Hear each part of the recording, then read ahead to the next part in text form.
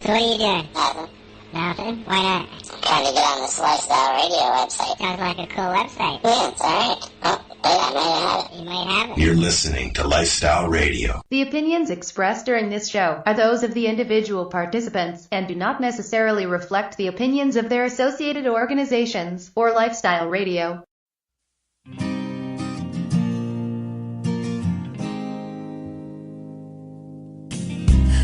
I blame it on industry. I blame it on my own hypocrisy. Miseducation and politicians. No one's willing to step up and speak. Hello, everyone, and welcome to the Pace Radio Show. We are live. Yes, we are live, and we are coming to you from lifestyleradio.net. I'm your host, Al Graham. Today, and I do mean today, as we are really early, about 10 hours earlier than normal, but there's reasons behind that. And today I'm joined by my joint host, Alicia Yashcheshen, and she has a guest who is a movie producer, a director, a business owner, and spends time assisting not only cannabis patients, but also those less fortunate. And at this time, I'd like to get Alicia into the show, and we'll discuss our latest news. Well, Alicia, how are you today? Hey, Al, I'm great. How are you? Oh, not too bad. It's still like wake and bake time. I know. It's perfect. Love it. It's even earlier where you're at. Yeah. This ungodly hour. Oh, it's all right, man. You got to get the day going sooner or later, so might as well get her going sooner. Let's see. I love it. Yeah. Well, as we know, we have good reasons for that, and that's because of there's medical reasons behind it and there's guest reasons behind it. But, hey, we adjust as required. Today, our news topic, Manitoba. What is going on over there, Alicia? I don't know. Did you see this fine that they're supposing if you grow your own marijuana at home? And why such an arbitrary number? Who chose that number? Yeah, in terms of the fine orders? Oh, I know. It's just crazy. A $672 fine plus court costs and surcharges on top of that if you consume cannabis at a campsite. Oh, wow. Like, why? Like, that doesn't make sense to me. You must have someone there that's got some reefer madness going on there, because that's like wow. You know what I mean? I know in Saskatchewan on the long weekend in May you can't drink alcohol, which with good reason, but there's no reason to ban cannabis from campsites. Like, why? Yeah, they did that here in the province at campsites. They banned alcohol for a few years there for the May 2-4 weekend, but that's been lifted as well. So, and really? Yeah, they did. Yeah, it's because of that's the first big long weekend when it's warm and people overindulge. People like their booze. Yeah, that's right. And I see Manitoba and Quebec were two of the provinces that don't allow for home growing, even though the federal government allows for it. And I see here in Manitoba, they're going to sting you with almost a $2,600 fine, plus all those other charges. Well, and so that's the police policing that then? They're going to be looking for these grow-offs then and giving fines? If they see you're growing 2 plants out on your balcony, they're going to issue you a $2,600 fine, even though it's something that's allowed federally. And what if you have like a big grow-up? Then what's the fine going to be for that? Oh, well, I imagine that would be up to the court to decide. Oh, so then we're still in the era of prohibition ways then. So Yeah, exactly. You are. They are out in Manitoba. They're not allowed to grow. All there's super tight restrictions on their use. So, and the only place they're going to be able to access it will be, I guess from many. They have a government-run system there. They have a retail or private retail system there. I thought that they were going to have both. But, they could. Yeah. I'm not 100% sure on that, but yeah, they won't be able to grow their own, so they'll have to buy it through the retail or private system, and that's wow. Yeah, it's not unfortunate. Yeah. Now I see these rules when it comes to public consumption don't include edibles. Oh. Yeah, mind you, that might be, partially due to they're not legal yet. Even though, like as far as selling them, you're allowed to produce your own. Once you buy some cannabis, then the person can produce it, but they can't turn around. There's no law against them using it in a park. So I don't know. Maybe they're more worried about secondhand smoke versus somebody finding a brownie sitting on a park bench. Oh, come on. What's the likelihood of that? I don't know. We'll find out in time, though. Oh, geez. That sounds like a whole lot of silliness over there, and it just kind of scares me because I wonder what else is lurking in other provinces in regards to that, right? Exactly. Well, as we saw here in Ontario, over a completely different the government through the notwithstanding clause on this Toronto City Council.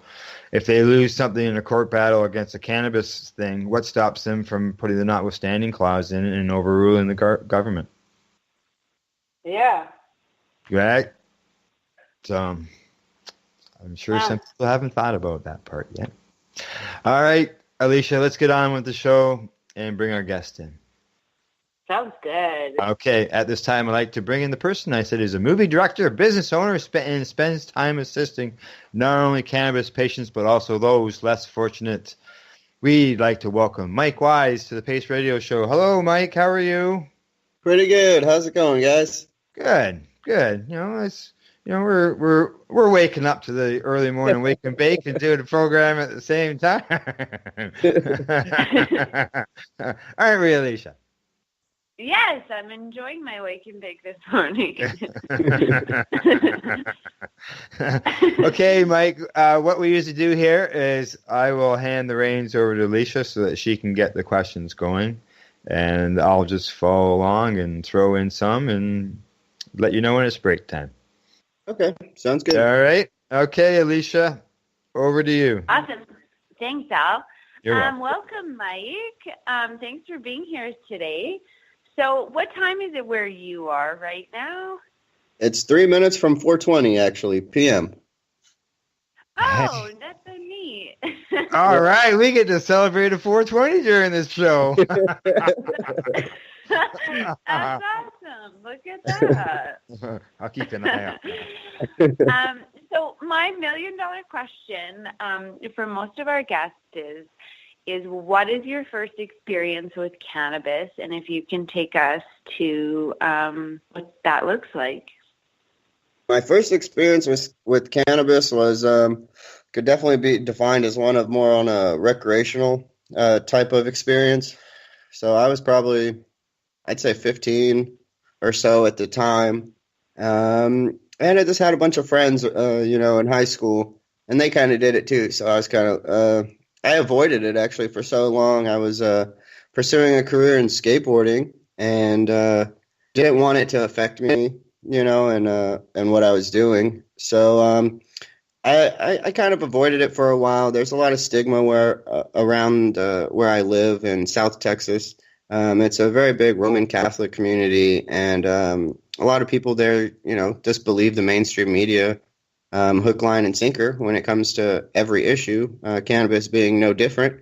And so I was raised kind of in a prohibitionist household, and I was always looked down upon and frowned upon to use. And so I kind of shunned away from it. But after a while, hanging around, some of the skateboarding type people you hang around with, punk rock type people, they're smoking cannabis, and I know them at this point, after a couple months goes by and I see them consuming it every day, and I go, okay, well, they're not crazy. They're not freaking out. They're not acting any differently, before they consume and after they consume. So eventually I did, begin partaking, we'd smoke.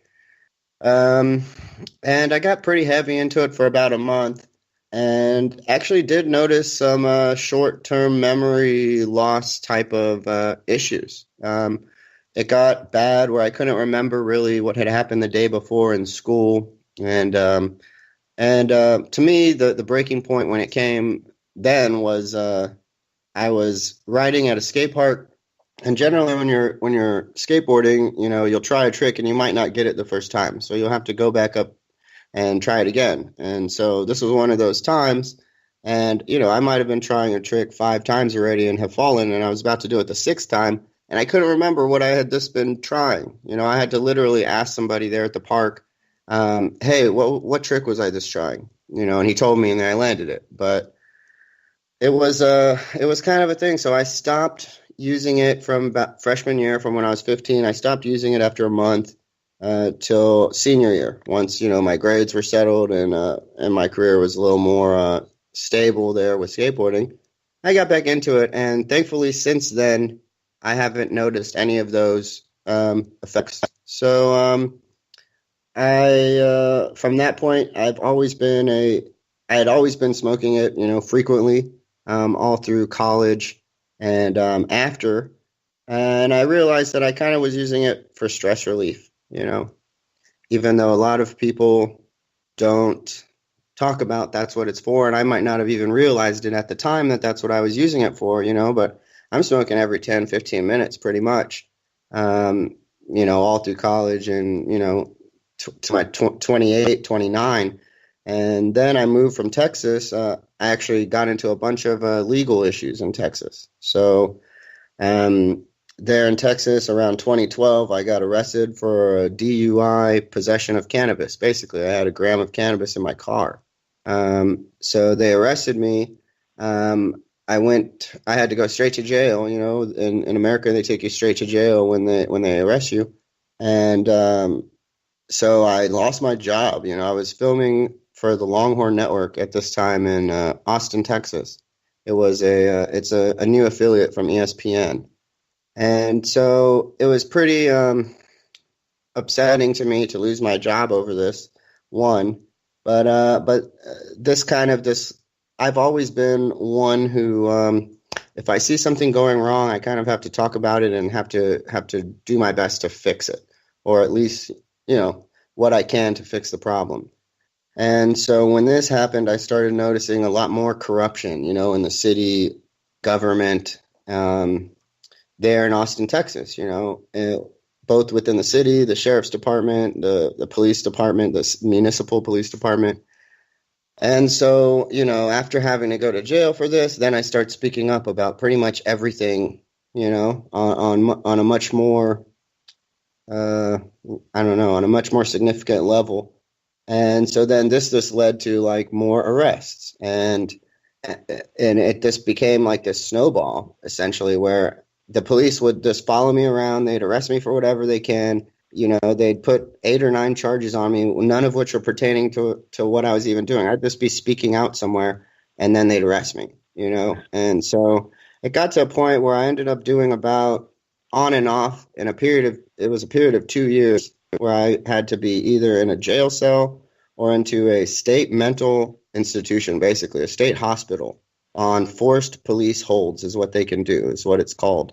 And so they're forcing me to take all this medication. They were saying that I'm paranoid schizophrenic, that I'm ADHD, anything they could lay on me. They were saying this is what I was, and this is why I'm speaking out. And, no one really is there to believe me. Everyone believes what the cops are telling them because they're the police. Why would they lie? And there in Austin in particular, it's a very vicious system where it's not only the police that experiences corruption. Then you have doctors, social workers, probation officers. Everyone who's involved in the law enforcement side is corrupt in some way, shape, or form. And that may sound like an exaggeration, but if they're not saying anything, they're letting the others do it, and they're witnessing it, and they're being involved. And so my case ended up why it became so much time I had to be, locked away somewhere is because every single time I had one of those city employees or state employees wrong me, I would call them out on it and I would document it. And then that would just lead them into doing more wrongs against me. And we're talking about illegal things where they would say, I missed probation meetings, that I failed drug tests I didn't take. They were saying that their own doctor's diagnosis was not true, of the doctor basically saying there's nothing wrong with me. And it just got to a point where I have a city attorney this whole time. You know, I don't have the funds to have my own attorney, so I'm using someone who's paid by the same system I'm supposed to be fighting against in court. And so they're playing along with it too, you know. And it finally got to a point where I think I had 3 months left on probation, but they're in jail because they questioned me somewhere and they didn't like one of my questions, so they take me to jail. And then I talk to my attorney and I say, look, this is what's going on. All these things they falsified. They changed records in their computer. Like, this is insanity to me, but this is what happened. And, you know, and instantly, well, I'll get into that in a second, but I think if this is happening to me, imagine how many other people it's happening to. So it got to a point where I told this to my attorney, and she said, well, just say that you're guilty, you know, and we'll let you get out. And say that you missed these. Yeah, they said, say you missed these drug meetings, and say you failed these drug tests, and say you didn't come here for our meetings when we told you to. And I was like, you're my attorney, so why would you ask me to commit perjury in front of a judge? I told her that verbatim. And then she said, okay, bye. She hung up, and 2 hours later, I'm in the street. You know, 2 hours later, they let me go from jail. I had 3 months left of probation. They cut that probation off, so I didn't have to do it. And they basically just said, leave, you know? And so I kind of did listen to them in a sense, because I left that city. I never went back, other than to get my things, and went to Colorado, basically. And in Colorado, that's when I found out about medical cannabis. I've been working with ESPN. I was in Austin, Texas, to go to school there at the University of Texas for radio, television, and film. Got my film degree there. So I've been working with ESPN doing live sports broadcasting. I worked with the Tennis Channel, NBC, Fox, ABC, CBS, all of the big people at this point. So I start getting into kind of my own filmmaking again, you know, starting to work for myself instead of working for other people. It was kind of forced, you know, when I was in Austin, but now I had opportunities again to work with ESPN, but I still felt that I wanted to get my own message out there because I feel nobody else is. And I know that's definitely an exaggeration, but I feel that not enough people are using their platforms to educate others on injustices in the world, and are instead being complicit with these injustices, and just kind of, you know, I feel like they're profiting off of this stuff, and they're just kind of not talking about it because they're making money and their life is good, so there's no need for them to talk about this.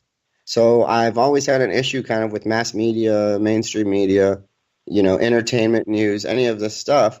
So I've kind of just made the full transition. I decided, you know, after everything that's happened to me, that I want to put my own message out there and basically be my own media, because nobody, in my opinion, very few other people are. And if they are, their messages get corrupted, you know, especially with cannabis. You have a lot of people talking about like CBD only and how this is a medication, but it turns out they want to sell it.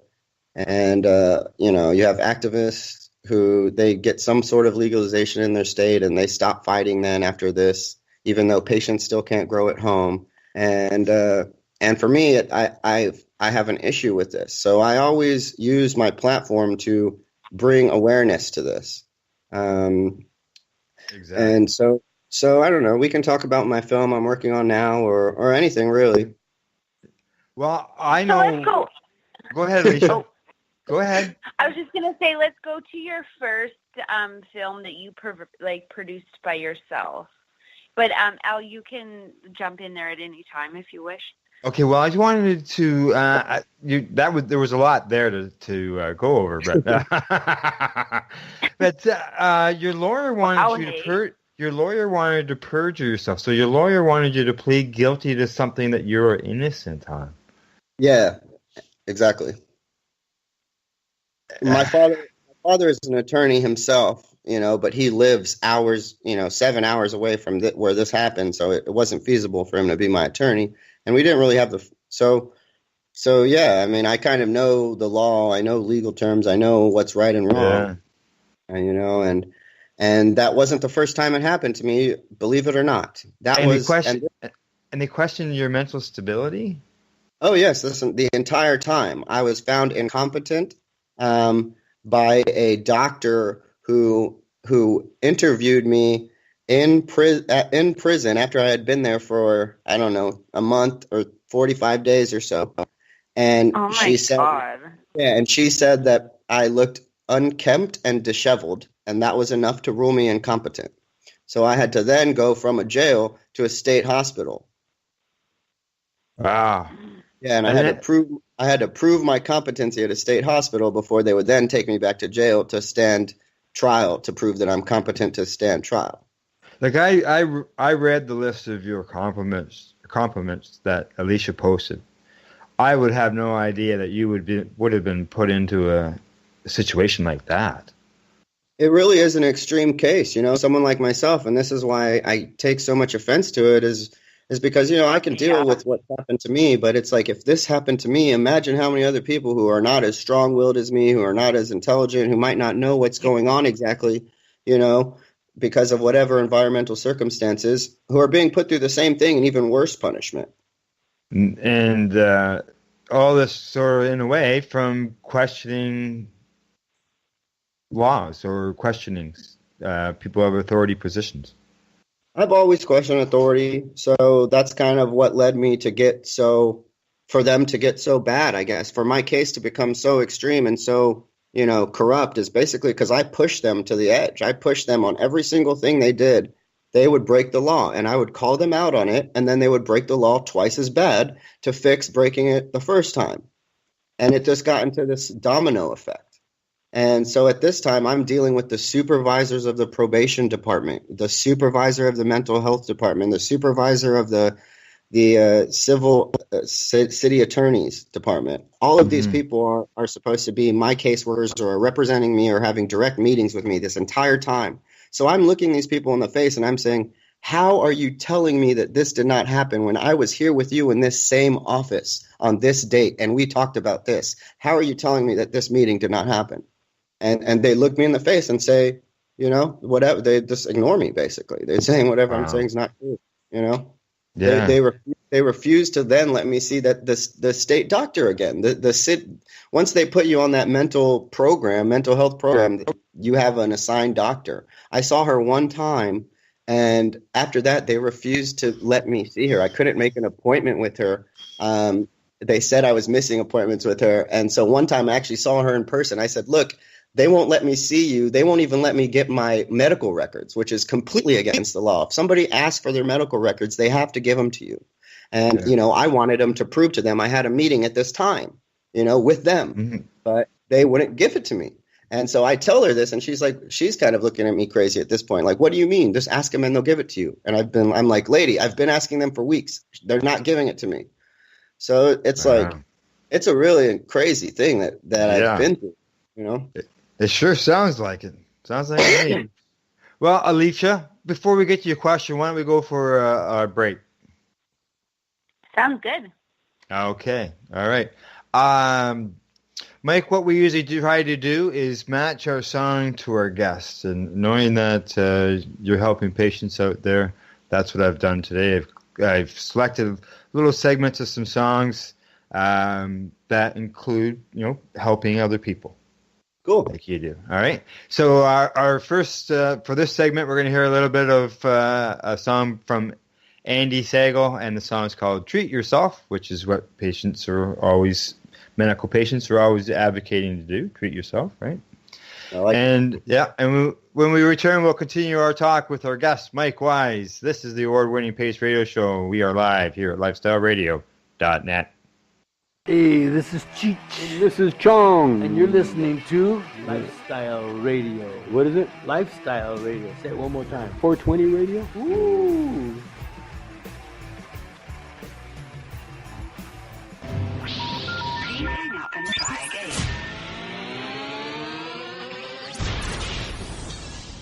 You're listening to Lifestyle Radio. Treat yourself. Free the flower, grow the seed. It fights sickness and it combats disease. The only thing to treat me properly is a visit from my little girl named Mary. Don't you wanna self-medicate with me? I see the smiling faces when they feel I breathe. So you see, it's time to legalize it, yeah. Go on and treat yourself if you want to.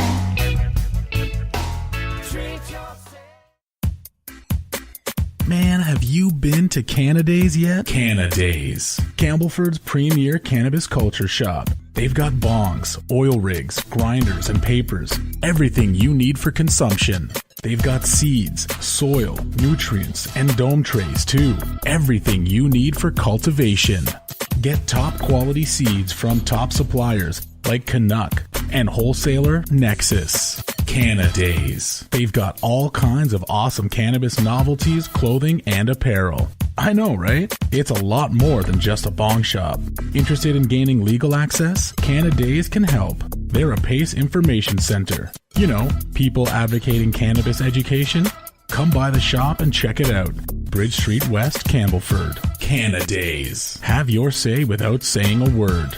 Cannadays.ca. Are you looking for cannabis news, education, and people's opinions? Are you looking to learn what Canadian and international cannabis advocates are doing, not only now, but what got them to this point in their lives, and what does the future hold for them? Do you want to learn how patients are using cannabis as their daily medication, or learn how their cannabis use helps them with their medical condition? If you answered yes to any of these questions, then I'm going to suggest to you to tune in to Lifestyle Radio.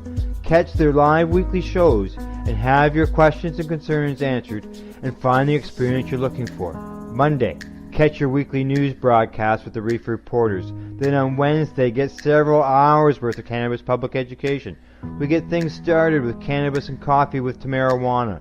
Then tune in and catch Pottawa with Russell Barth, who calls himself the world's angriest pothead. Finish up your evening with the award-winning Pace Radio Show with Al Graham and joint host Kim Cooper and Alicia Yashcheshen. No week would be complete without tuning into Friday night's program, the 420 Radio Show featuring Al Rapp and the 420 Radio crew, Mary Jane Baker and Marcel Gignac.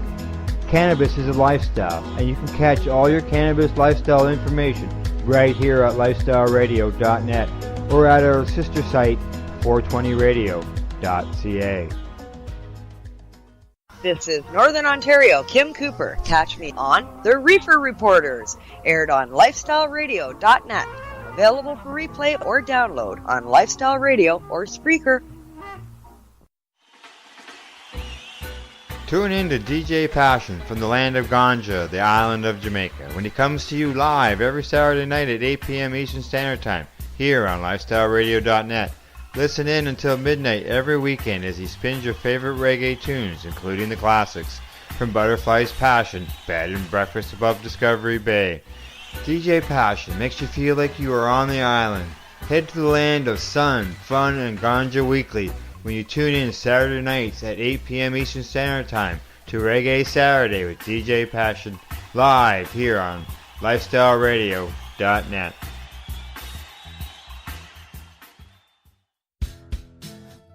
Canada, the time to act is now. These days, your customers are seeking variety. Increase your earning potential by expanding your inventory with CC Nexus, Canada's largest cannabis seed wholesaler. CC Nexus stocks over 60 reputable breeders, including Canuck seeds, with a wealth of autoflower, regular, feminized, and CBD strains. All first-time customers will receive a free pack of Canuck seeds, plus a mug, t-shirt, and additional promotional materials. Add strains and increase your profit with CC Nexus, your Canadian-owned and operated wholesaler of cannabis seeds. Discreet, worldwide stealth shipping from Canada, supporting you locally. Call today 1-844-843-7995, 1-844-843-7995, or visit us at ccnexus.global.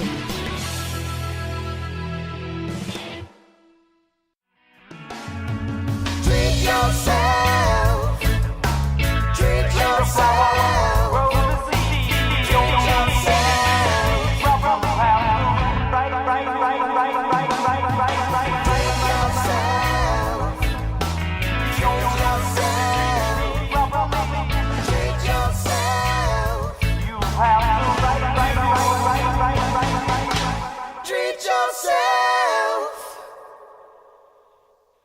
Hello and welcome back. You're listening to the Pace Radio Show. We are live here at lifestyleradio.net. We are also live at Spreaker, Showcast, and TuneIn Radio today. And I do mean today because it is 10:40 in the morning here in Ontario, Canada. But it's not in Amsterdam where our guest is. And our guest is Mike Wise of the Mike Wise Show. And he is in Amsterdam. Right, Mike? That's right. Amsterdam, good old Amsterdam. Okay, Alicia, before the break and during the break, you had a couple of questions for Mike. I'll let you get at them. Okay, so I'm curious about the price of marijuana in Amsterdam per gram, what does that look like there? Yeah, so it's a lot different than what I'm used to in the U.S. Here they have the coffee shops, and a coffee shop is the only place you can buy cannabis legally, and they don't have concentrates. So if you're used to like dabs and that kind of thing, that's actually still illegal here. But they have hash and buds for sale, and that ranges. So like bud is like 12 euros to about 20 euros per gram. So I'm not sure what the equivalent is in Canadian dollars. But what would it be in U.S. dollars? It'd be about $15 to $24 per gram. From your lower stuff to your better high end stuff. And then there's kind of a new thing that's kind of funny here is that they're selling American weed that is supposed to be shipped over here for 50 euros per gram. So like $60 per gram, basically. Oh, But here's the catch, though, is that you can't buy more than, I want to say, 5 grams at a time. It might be 6 or something, but they can't sell you more than 5 at a time. So someone like myself who's a patient, I need to smoke a lot or, process this into an oil and preferably do both and make edibles and everything. And it's really impossible to do that here because I can't buy – it's super expensive and I can't buy what I need. I can't get the amount I need. I don't know about you, Alicia. $60 a gram for It's like American grown. Wow, it's crazy. That's crazy. I see why. Well, even at 5 grams, that's $300. Oh yeah, and so the other thing here is that it's supposed to be legal federally to grow 6 plants, I believe. But there's kind of like this stipulation where if somebody sees this plant and they call the police, then the police are going to come every time and they're just going to take it from you, no matter if you have less than 6 or not. Yeah, well, that is similar to British Columbia here in Canada, and they're offering up to a 3-month jail sentence on top of it. Wow. Oh. Yes, yeah. If they can see your plant on the balcony, you're risking up to 3 months in jail. That's crazy. Yeah. I'm not sure what the ramifications are here, but I'm assuming it's been pretty bad too. So what's the hash? What's it? Hash is good. Hash is great here, actually. They get a lot of it from Morocco, so they kind of have a lot of the the kind of classic hash, and now Morocco's making like a honey hash and more of a oil hash. So it's really good, actually. That's kind of all I smoke now. Nice. Since I've been. Nice. Alicia? Huh. So before the break, we were kind of getting into the first film that you produced yourself. Can you tell us a little bit about that? I really haven't produced anything completely on my own at this point, other than the one I'm working on right now, with Rick. But the last two I did. So in 2016, I did a film with investigative reporter Greg Palast, and it was covering basically the theft of the presidential election in 2016, the United States presidential election. And Greg Palast is the guy who broke the story. He's the reporter who broke the story in 2000 with the felon voter purge list in Florida, where George Bush won the entire United States election by a total of only 662 votes. And he did this in Florida.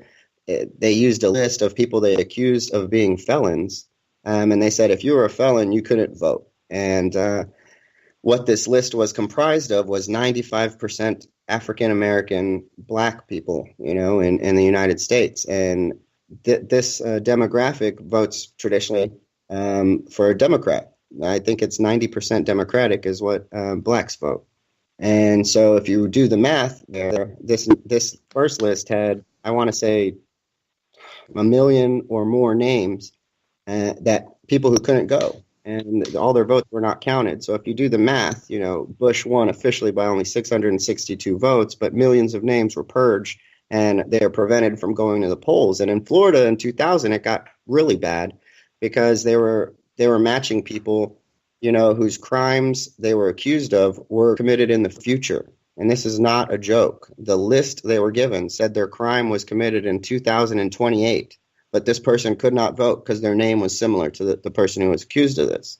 And this was in 2000. This story broke all the national headlines. This is what made Al Gore go to the Supreme Court and kind of fight the recount because they stopped the recount. It became a huge scandal.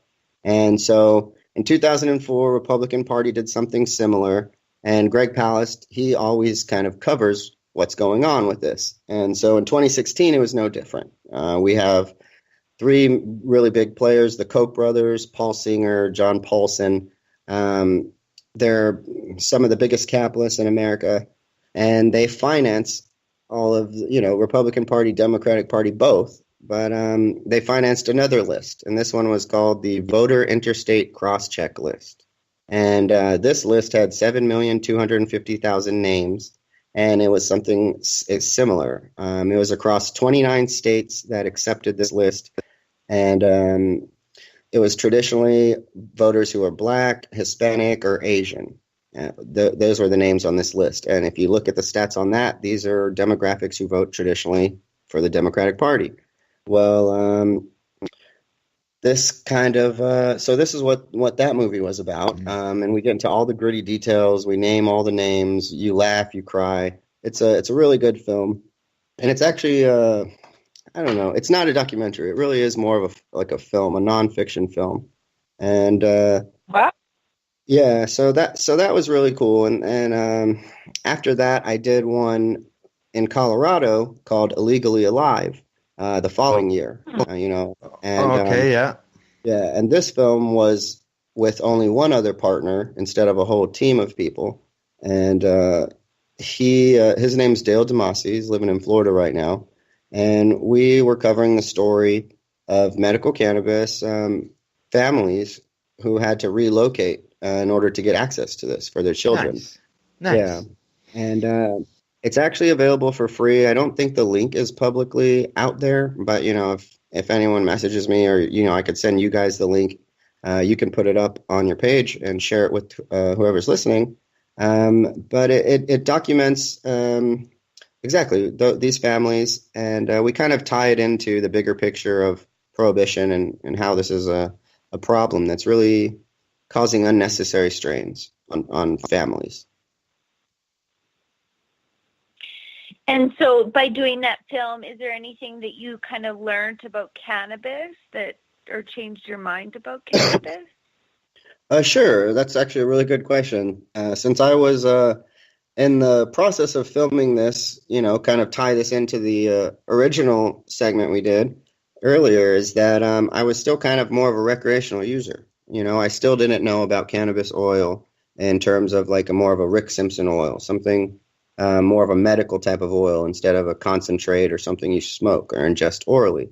And so when I was in the process of filming this, I met so many families and so many different people, different patients who were using this in many different ways and shapes and forms. And the main character of our story, he actually has Crohn's disease and illegally alive. And I have Crohn's disease. I have the same symptoms he had, and I didn't really find this out because I'm never one to go to doctors and, do that kind of thing anyways. So I kind of just realized during the course of filming this and being with him all the time, I was like, hey, I have the same symptoms, and mine are even worse. And so I knew that he had found relief with an oil, but it was more of like a tincture. So more of like an oil that is suspended in coconut oil and contains about 150 milligrams in a bottle, of 30 milliliters or whatever, of 150 milligrams of THC or CBD or both. And so when I was filming this, everyone talks about cannabis cures cancer. This is something a lot of us hear. And I've heard it, before, but I kind of really didn't think about it either. It's, if I don't have cancer, why do I need to think about it, And so going along, when you actually start to research that, you hear about this man named Rick Simpson and how he had skin cancer and, kind of came up, I wouldn't say came up, but kind of reinvented or, re-brought attention to this method of creating an oil that's more pure and isn't diluted, and it's something that's simple that you can do at home. And you don't have to have a lot of money for fancy equipment and expensive equipment. You can do this, yourself. And so, I'm starting to hear about him. And of course, I instantly send him an email saying, hey, can I get you for an interview? I'm shooting a film. I think you'd be great to add. And of course he reaches out to me and he's like, sure, I'm available for Skype or whatever. And, I'm always one, especially coming from a broadcast environment, working professionally in the field, that I want to get the highest quality footage that I can if I'm filming a documentary. So I said, can I just come out and film with you? And he's like, well, I'm living in Croatia right now, but if you want to come out here, go for it. We can film. And so that's what I did.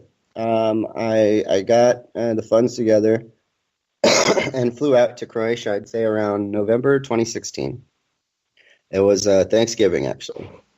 So I stayed out there for 2 weeks with him, and we were filming a lot. And he would see me, I was with him most of the time I was there.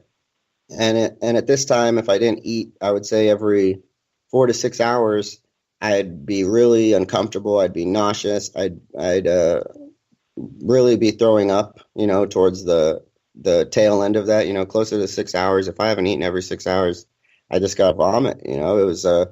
It's one of my symptoms. And so he sees me in this condition and he's like, Mike, you really need to take this oil. And and he's always funny about it, but he's serious. And so I had already started, taking a little bit of oil that I had made myself, but I hadn't really seriously done the protocol or nothing. And so when I'm filming the movie about Colton with Crohn's in my film, and he's taking this and the family keeps talking about remission. We're never going to be cured. Well, I'm seeing on the internet that Rick Simpson has made oil that's cured cancer. So I'm like, well, cancer is far more serious than Crohn's disease. So what if I just did this? What if I did the same thing that works for cancer to do this for Crohn's? And so basically after I came back from the interview with him, that was what I took away with everything. And so I kind of knew it before, but I might not have been very serious about it. So at this point, I start the protocol very strictly. I also changed my diet significantly. That was a huge contributor, I believe, as well. But I was eating fast food, and in America, it's a lot of prepackaged stuff. Oh yes. Yeah. I'm a Crohn's processed sufferer, so I understand. Yeah, a bunch of processed foods, and so I did what's kind of known more of like a high alkaline diet for these 4 months that I was treating myself with cannabis oil. So I got rid of all the junk food, no sodas, cut out sugars, carbohydrates, and just ate brightly colored fruits and vegetables, and I'd have chicken, rice, this kind of thing. But and it was tough. It was really tough to do this, and no alcohol, of course, either. And during this time, I took 90 grams of oil, the first 45 grams of the high THC oil, and I made this myself the whole time. The first 45 grams I did orally, and then I kind of discovered about the medical benefits of using suppositories. So the second 45 grams of my dose I did completely via suppository. I also cut out stressors in my life as much as I could. So, I still have things that I haven't let go of completely yet, but I moved from America. I left America completely, which I feel the media is a constant stressor on my life. Not only I can turn it out, but I still have to deal with other people who don't turn it out and who are influenced by it. So it's a stressor on me having to, want to correct thoughts that may be wrong or ideologies that might not be rational. And so I kind of just cut all that out, and when I did this, I went back to a maintenance dose after the 4 months. I'll tell you what, the first day I started the oil, all my symptoms pretty much disappeared. So at this time, I was having trouble sleeping. It's I can't eat all the time. It's tough to eat. Oh yes, it is, isn't it? Well, I found the cannabis was what helped me want to eat. Exactly. Oh yeah. And so, yeah. Well, Alicia deals with digestive issues as well. So, yeah. Well, being like a Crohn's person and having this digestive issues, that's why I would smoke every 10 to 15 minutes, and I didn't know that this is why I needed to do that. And so once I started this oil, I would consume maybe 28 grams of cannabis a week before. Then once I started taking this oil, I instantly cut down my oral ingestion of cannabis. I stopped smoking almost completely, and it was just because I didn't feel the need to, I guess. And all my symptoms pretty much disappeared. It was a chore for me to eat. I didn't like food. I threw up a lot, so it was not enjoyable for me to ever eat. Whenever I did eat, I'd become extremely nauseous. And if I don't eat, did you have it? Did you have to go through? Well, I don't know if maybe you mentioned it earlier. No surgeries or nothing, right? I didn't do surgeries. The only time I went to see a doctor was during all of this, when all of this was going on, and it was in Colorado. Mm-hmm. And so at this point, I'm already kind of educated on my symptoms, what I have going on, and on treatment, on what is the proper protocol that I should do. And I go to this doctor, and he tells me he says immediately that what I'm doing is wrong. I should stop everything that I'm doing. And he tells me I should do this, this, and this. And these are things, like he said, don't drink water during meals. And I can't remember everything he was telling me, but I was looking at him like, you're nuts, dude. Like, you don't have Crohn's because you wouldn't tell me to do this. Like, what you're telling me is going to make me sicker. I don't know about Alicia, but water is my main way of drinking. Me too. I drink a lot. Yeah, water. So as soon as he said that, I shut him out. But he said a few other things, and I was just like, wow. Like, it would have immediately led to me coming back to see him within the week. If I would have listened to him, I would have had to come back a week later for whatever reason, or had to go to the hospital, Yeah. And they're quacks. It's bad.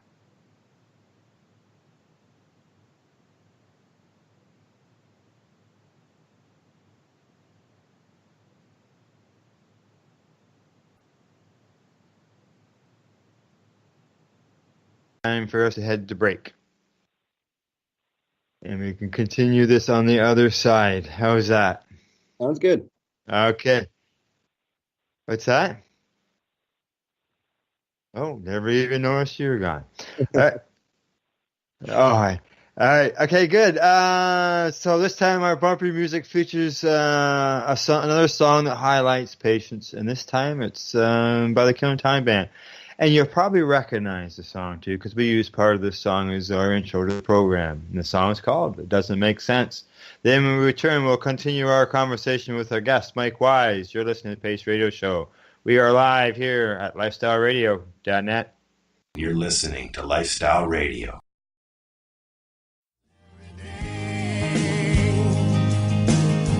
Trying to live their lives their own way. While you worry about the rent, while they're living in pain, but you won't grant them the right to take it away. You know it doesn't make sense. You know it doesn't make sense.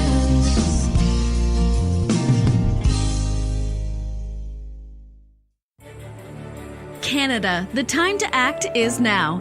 These days, your customers are seeking variety. Increase your earning potential by expanding your inventory with CC Nexus, Canada's largest cannabis seed wholesaler. CC Nexus stocks over 60 reputable breeders, including Canuck seeds, with a wealth of autoflower, regular, feminized, and CBD strains. All first-time customers will receive a free pack of Canuck seeds, plus a mug, t-shirt, and additional promotional materials. Add strains and increase your profit with CC Nexus, your Canadian-owned and operated wholesaler of cannabis seeds. Discreet, worldwide stealth shipping from Canada, supporting you locally. Call today 1-844-843-7995, 1-844-843-7995, or visit us at ccnexus.global. Are you looking for cannabis news, education, and people's opinions? Are you looking to learn what Canadian and international cannabis advocates are doing, not only now, but what got them to this point in their lives, and what does the future hold for them? Do you want to learn how patients are using cannabis as their daily medication, or learn how their cannabis use helps them with their medical condition? If you answered yes to any of these questions, then I'm going to suggest to you to tune in to Lifestyle Radio. Catch their live weekly shows and have your questions and concerns answered and find the experience you're looking for. Monday, catch your weekly news broadcast with the Reefer Reporters. Then on Wednesday, get several hours worth of cannabis public education. We get things started with Cannabis and Coffee with Tamarawana. Then tune in and catch Pottawa with Russell Barth, who calls himself the world's angriest pothead. Finish up your evening with the award-winning Pace Radio Show with Al Graham and joint host Kim Cooper and Alicia Yashcheshen. No week would be complete without tuning into Friday night's program, the 420 Radio Show featuring Al Rapp and the 420 Radio crew, Mary Jane Baker and Marcel Gignac. Cannabis is a lifestyle, and you can catch all your cannabis lifestyle information right here at lifestyleradio.net or at our sister site, 420radio.ca. Hi, this is Al Graham of the Pace Radio Show. Are you keeping pace, as in keeping people advocating cannabis education? If you're not, and you're a cannabis consumer, then why not? Others are working hard every day to help educate people about cannabis so you can enjoy your daily 420. Get involved and speak out. Be loud and proud so that you can keep pace. Tune into the Pace Radio Show every Wednesday at 8 p.m. Eastern Standard Time to hear about people advocating cannabis education here on lifestyleradio.ca. Man, have you been to Cannadays yet? Cannadays, Campbellford's premier cannabis culture shop. They've got bongs, oil rigs, grinders, and papers. Everything you need for consumption. They've got seeds, soil, nutrients, and dome trays too. Everything you need for cultivation. Get top quality seeds from top suppliers like Canuck and wholesaler Nexus. Cannadays. They've got all kinds of awesome cannabis novelties, clothing, and apparel. I know, right? It's a lot more than just a bong shop. Interested in gaining legal access? Cannadays can help. They're a PACE information center. You know, people advocating cannabis education. Come by the shop and check it out. Bridge Street West, Campbellford. Cannadays. Have your say without saying a word. Cannadays.ca. You cut down an old wise tree instead of planting one that grows annually. You put us on your drugs. You know what's better for us. You chose profit over humanity.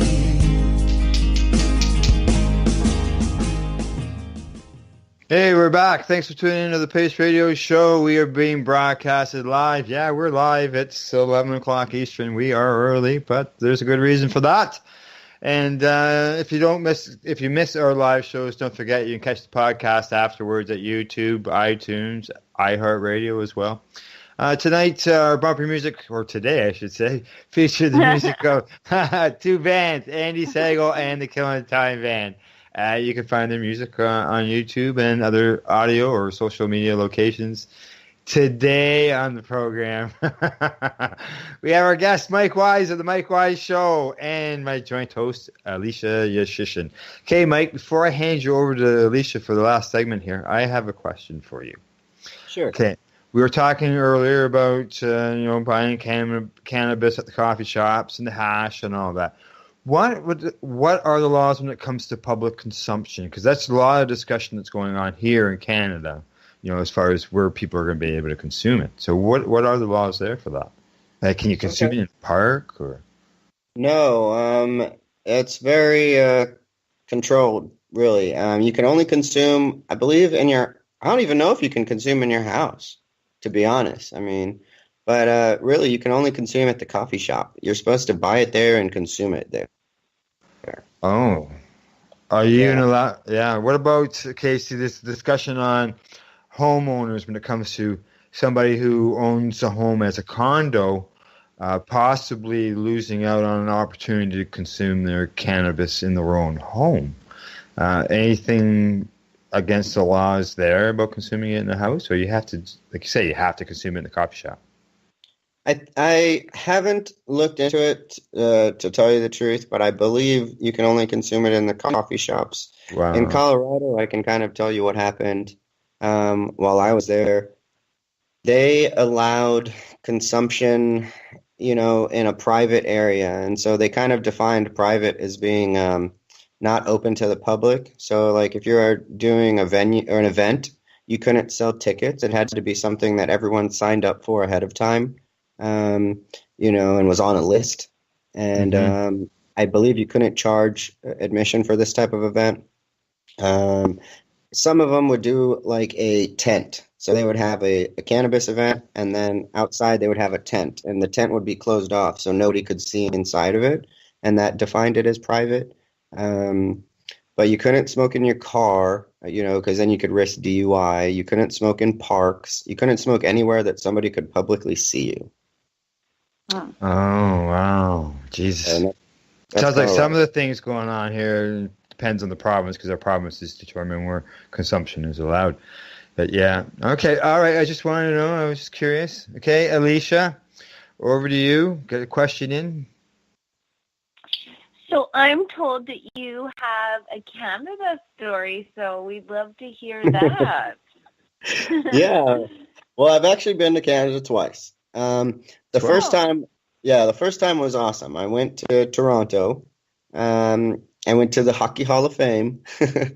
And nice. Yeah, I also got to go to a consumption lounge there. And I can't remember what it was called. The vapor lounges, yeah. Yeah, vapor lounge, yeah. It had like 6 air riser vaporizers, and you couldn't buy any cannabis, and you couldn't trade any cannabis, but if you brought it, you could smoke it, so that was cool. Did it have big long staircase? I don't know how long ago. Did it have a big long staircase? And so this was 2009.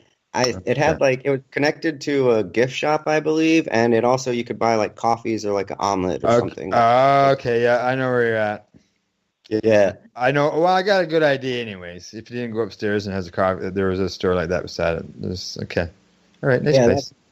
That place was awesome. And then so I thought, Canada's great, and And then this next time, I didn't have such a great experience. The second time, we were going to Canada, and at this time, I'm with a ex NFL player, and we're doing a road trip to spread the word of medical cannabis. So we're stopping everywhere we could. We're doing giving out water and helping out local charities along the way, and telling everyone at the same time, like, look, hey, we're cannabis people. We're not bad people, So it was really cool, educational type, philanthropy type trip. And we're driving along. We started in Louisiana, went to Florida, and then we're going up. We go through Boston, and we get to Canada. I don't remember what stop, but it was somewhere along the border with Michigan, and it was on the east side of the lakes. And so they stop us there at the border, and we were smoking when we were in the RV. So that was one thing. I didn't know where the border was. We're driving this huge RV. It's like 40 something feet. The driver's just doing his own thing, and kind of like we were never on the same page with the driver. And so we get to the checkpoint with the actual like lit blunt, like a cigar filled with cannabis that's lit. and they're like, "Who are you?" And we're like, "We're a medical cannabis company." And they're like, "Okay, we need to talk to you." Yeah. And so they ended up like searching the whole RV. They detained me for, I don't know, 6 to 8 hours or something. It was a significant amount of time. And they said that I could leave if I paid them, like, I want to say it was $1,800 or something. I had to pay them that, and they wouldn't give us our RV. But if I paid them that, we could get